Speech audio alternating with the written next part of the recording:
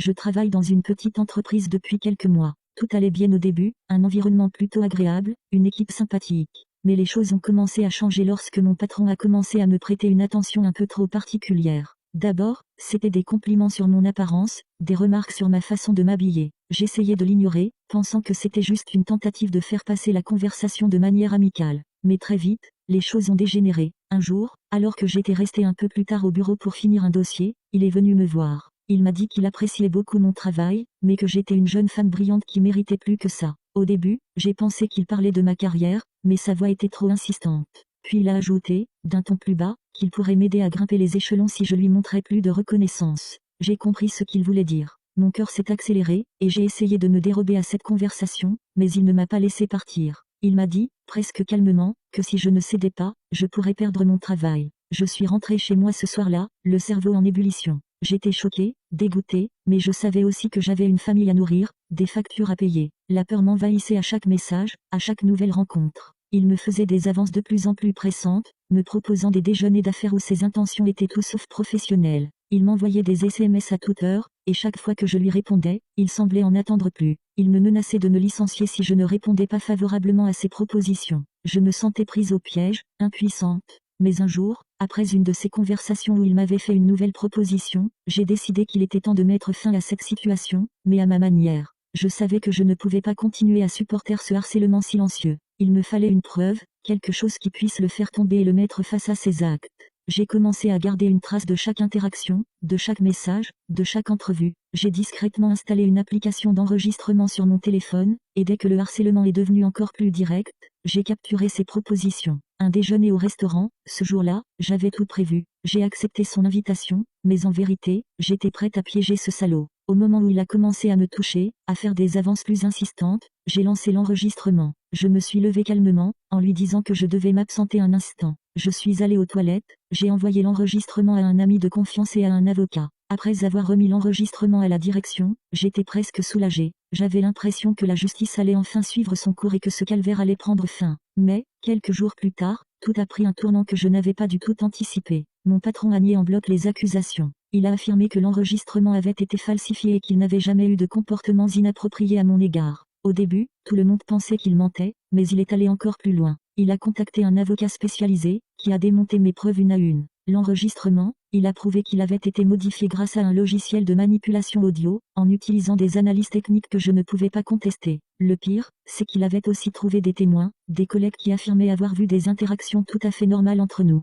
Il a même mis en avant des emails que j'avais envoyés, où je lui donnais des retours enthousiastes sur certains projets qu'il m'avait proposés. Tout était contre moi. Je me sentais prise au piège. L'enregistrement, qui avait pourtant été ma bouée de sauvetage, semblait ne plus avoir de valeur. Finalement, après une enquête interne, la direction a conclu que mon accusation était fausse. Il était trop intelligent, trop organisé. Il avait réussi à prouver que tout avait été monté de toutes pièces. Ce qu'il avait fait paraître comme une proposition de harcèlement était, selon lui, une simple incompréhension, un malentendu que j'avais exagéré dans le but de me venger. Et, malheureusement, l'entreprise a choisi de me licencier. Manque de professionnalisme ont-ils dit, faux témoignages et manipulation ont-ils ajouté. Je suis parti, la tête basse, ne sachant même plus qui je pouvais croire. Lui, qui avait tout mis en œuvre pour me faire taire et me détruire, s'en sortait indemne. Quant à moi, je n'avais plus que mes regrets, et cette honte de voir ma carrière anéantie par un mensonge que personne n'a voulu entendre. C'était lui qui avait gagné, et moi, je n'étais plus qu'une employée mise à la porte, sans emploi et sans le moindre soutien. Je n'avais pas seulement perdu mon travail, mais j'avais aussi perdu ma dignité et mon espoir en la justice.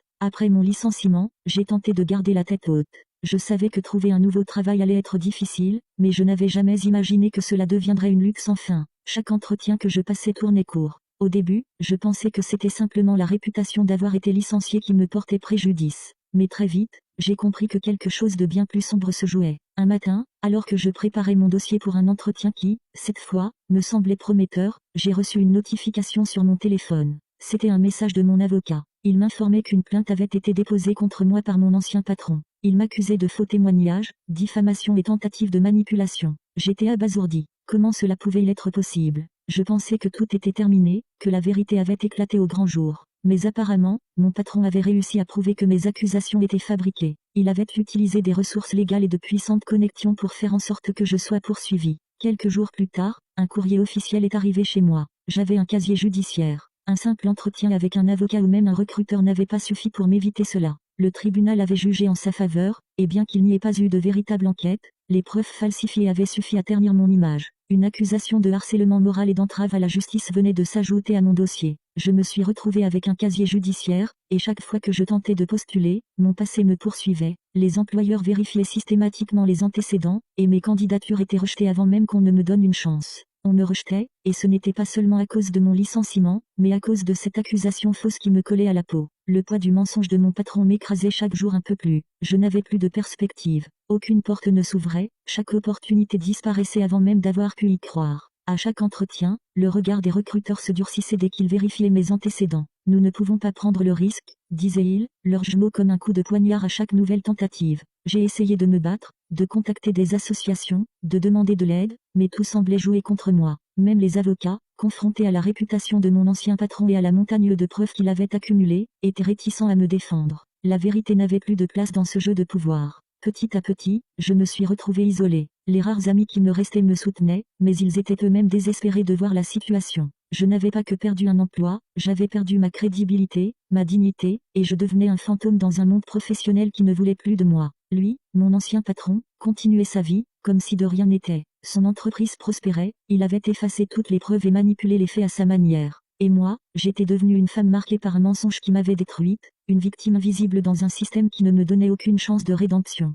Après des mois à essuyer des refus et à voir mes espoirs s'effondrer, je tombais sur une offre d'emploi dans un cabinet d'avocats. L'annonce décrivait un poste d'assistante administrative, et, malgré mes doutes, je décidai de tenter ma chance. Je n'avais plus rien à perdre, après tout. Avant d'envoyer ma candidature, je pris soin de peaufiner mon CV, en mettant en avant mes compétences plutôt que mon parcours récent. Quelques jours plus tard, contre toute attente, je reçus une réponse positive. Le cabinet souhaitait m'accorder un entretien. J'étais à la fois excité et terrifié. Et si mon passé revenait me hanter une fois de plus, si mon casier judiciaire les faisait fuir, comme tous les autres? Le jour de l'entretien, je franchis la porte du cabinet, le cœur lourd mais déterminé. Un des associés principaux, Maître Morel, me reçut dans son bureau. L'entretien commença par les questions habituelles, mon expérience, mes compétences, ce que je pouvais apporter au poste. Tout se passait bien jusqu'à ce qu'il mentionne ma dernière expérience professionnelle. Je tentais de rester évasive, mais il insista gentiment, curieux de comprendre pourquoi j'avais quitté cette entreprise. C'est là que tout bascula. Submergé par l'émotion, je craquai. Les larmes me montèrent aux yeux, et je lui racontai tout. Le harcèlement de mon ancien patron, les menaces, mon licenciement, la plainte qu'il avait déposée contre moi pour m'écraser, mon casier judiciaire, qui me poursuivait comme une ombre, détruisant toutes mes chances de retrouver un emploi. Quand je terminai, je m'attendais à un silence gênant, à un regard rempli de pitié ou, pire, à un rejet poli. Mais à ma grande surprise, Maître Morel sembla troublé. Il échangea un regard avec une de ses collaboratrices qui assistait à l'entretien. Puis il prit la parole. Ce que vous venez de me raconter, vous n'êtes pas la première à évoquer ce genre de pratique concernant cette entreprise. Nous avons déjà eu plusieurs dossiers similaires. Des femmes qui nous ont contactés pour des cas de harcèlement ou de licenciement abusif, mais qui n'ont jamais voulu aller jusqu'au bout par peur des représailles ou faute de preuves suffisantes. Il me regarda droit dans les yeux et ajouta. Vous avez peut-être été victime, mais vous avez eu le courage de vous défendre. Et, croyez-moi, nous avons maintenant de quoi agir. Ils m'expliquèrent qu'ils allaient rouvrir les dossiers des autres femmes licenciées par cette entreprise, rassembler leurs témoignages et exploiter mon histoire pour enfin mettre cette société face à ses responsabilités. Ils avaient les ressources, les connaissances juridiques, et, surtout, la volonté de faire éclater la vérité. Quelques semaines plus tard, une enquête fut officiellement ouverte.